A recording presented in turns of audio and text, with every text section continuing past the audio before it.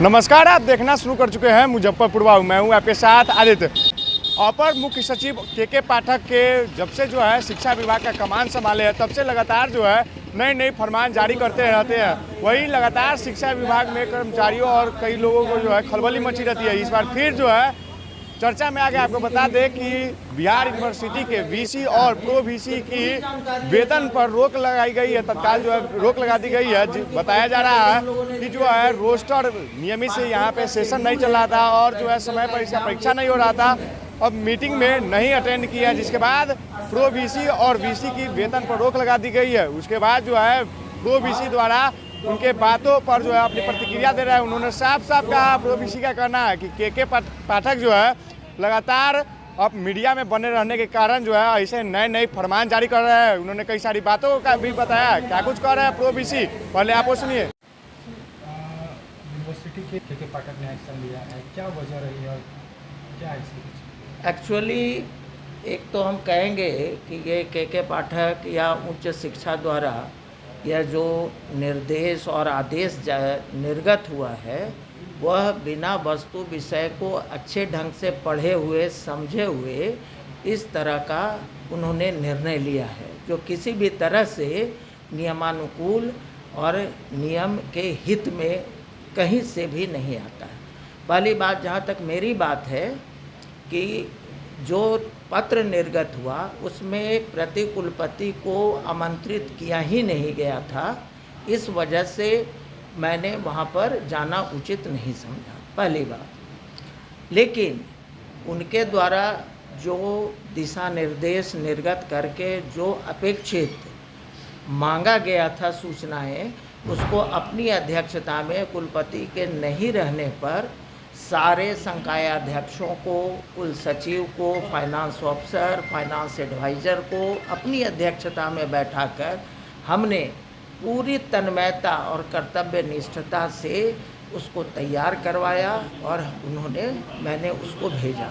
लेकिन आप लोग खुद इस बात को कहें कि किसी भी प्रतिकुलपति को आमंत्रण नहीं मिलता है, तो वो किस स्तर पर, किस आधार पर वो एसीएस के या किसी भी दूसरे सरकारी संस्थान के मीटिंग में जाएं। जहाँ तक कुलपति की बात है, तो जो मुझे सूचना है, आधिकारिक सूचना नहीं है, कुलपति महोदय शायद छुट्टी में थे, लेकिन इसकी मुझे आधिकारिक कोई भी सूचना नहीं है और न मैं प्रभार में ही था। ऐसी स्थिति में भी मैं जाना उचित नहीं समझा। कोई हमको सूचना ही नहीं थी कि कुलपति जाएंगे या नहीं जाएंगे, वो छुट्टी में है, क्या है, इसकी सूचना नहीं है। लेकिन मूल रूप से हमें आमंत्रित नहीं किया गया। बताया जा रहा है कि कॉलेज निरीक्षण करना था और लेट जो सत्र चल रहा है उसको लेकर भी कुछ करना था, जिस पे भी होती है। एक बात हम बताएं कि अभी भी हम एलएस कॉलेज में निरीक्षण करके ही आ रहे हैं, लेकिन आधिकारिक तौर पर मुझे इसकी भी कोई सूचना नहीं दी गई है कि आपको किस महाविद्यालय में किस दिन जाना है। और ये तो एक प्रतिकुलपति के रूप में जहाँ के कुलपति उपलब्ध नहीं है, वैसी स्थिति में बहुत सारे यहाँ पर प्रशासनिक दायित्वों का निर्वहन करना होता है। ऐसी परिस्थिति में तुरंत निकलकर यहाँ से शहर से बाहर जाना भी हमको उचित नहीं लगा। और कल की जो वस्तु स्थिति थी उसमें सारे पदाधिकारी पटना गए हुए थे और मैं अकेला यहाँ था, और जिसमें बहुत सारे लड़कों की समस्याओं का मैंने व्यक्तिगत रूप से बैठकर निपटारा किया। एक शिक्षा विभाग के कोई अधिकारी ने हमसे वार्तालाप भी किया और उनसे मेरी चर्चा भी हुई और मैंने उनको वस्तु स्थिति की स्पष्ट जानकारी दी। दूसरी बात, एक और बात मैं यहाँ कहना चाहूँगा कि जो हम लोगों पर आरोप लगाया गया है कि परीक्षा का सत्र को नियमित नहीं किया गया, जो वहाँ से आदेश दिया गया उसके अनुसार कार्रवाई नहीं की गई, वो पूरी तरह से भ्रामक स्थिति उत्पन्न करने वाली है। मैं आपको बताऊं कि 20-23 की परीक्षा का शेड्यूल हम लोगों ने बना दिया है। अक्टूबर में हम लोग ले रहे हैं फाइनल। 21-24 का पार्ट 2 का जो ड्यू परीक्षा है 23 में, उसका हम लोगों ने प्रोग्राम बना दिया।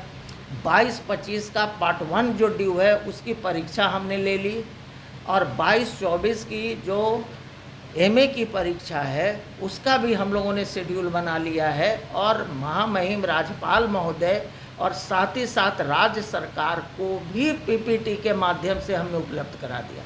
तो मुझे तो नटसेल में ये लगता है कि शिक्षा विभाग को या माननीय के पाठक साहब या बैद्यनाथ यादव को अखबार में बने रहने की या कुछ इस तरह के कार्य करने की बात है या मनसा है, इसीलिए इस तरह का निर्णय लिए है। लेकिन मेरे अनुसार जो हम लोगों पर कार्रवाई हुई है वो किसी भी तरह से विधि सम्मत है।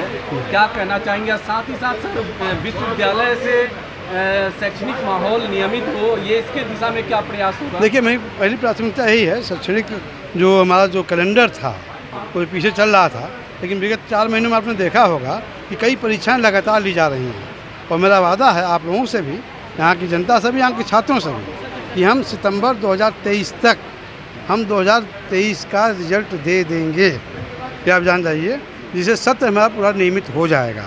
सत्र की समस्या सितंबर तक समाप्त हो जाएगी।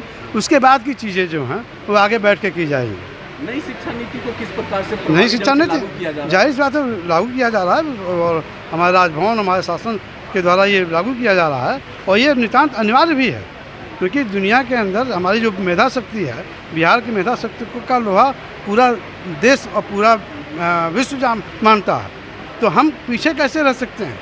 अगर कोई नई चीज़ आई है तो निश्चित तौर पे हम उसे अडॉप्ट करेंगे और हम उसे विजित भी करेंगे, और पूरे इंडिया के अंदर हम नंबर 1 साबित करेंगे अपने आप को। बिहार का पुराना जो गौरव था, उस गौरव को हम लाने का पूरा पूरा प्रयास करेंगे। इस कॉलेज के 75वीं वर्षगांठ पर सर क्या कहना? जाहिर बात है उन मनुष्यों को सदा सुमन, जिनके नाम पे यह है, जिन्होंने इसमें योगदान दिया, उन शिक्षकों को, उन प्रधानाचार्यों लोगों को, और उन छात्रों को जिन्होंने इस कहाँ का मान और गौरव बढ़ाया, ये उसका सबका अथक परिश्रम का देन है। ये 75 साल तक चला है। हम चाहेंगे कि ये नंबर 1 चले बिहार विश्वविद्यालय में।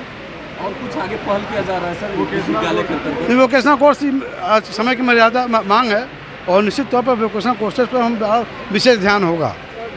2023 के पाठन की जो 20,000 की विशेष परीक्षा हुई, फीस रिजल्ट का वो लोग इंतजार कर 20,000 जल्दी आ जाए, रिजल्ट जल्दी आ जाए। तो आप सुन रहे थे प्रो वीसी रविंद्र कुमार क्या कुछ कर रहे थे। उन्होंने साहब से बताया कि अपर मुख्य सचिव जो माननीय के पाठक है, वो कहीं ना कहीं मीडिया में बने रहने के कारण लगातार जो है ऐसी फरमान जारी करते रहते हैं, और वही उन्होंने बताया कि उस दिन जो है किसी को बताया नहीं गया था, जिसके लिए जो है हम लोग मीटिंग अटेंड नहीं किए हैं। वही उन्होंने अपने सफाई देते हुए बताया कि यहाँ जो है सब चीज़ सेशन जो है सही समय पर चल रहा है। तो इसी तरह ये खबर के साथ देखते रहिए मुजफ्फरपुर वाव।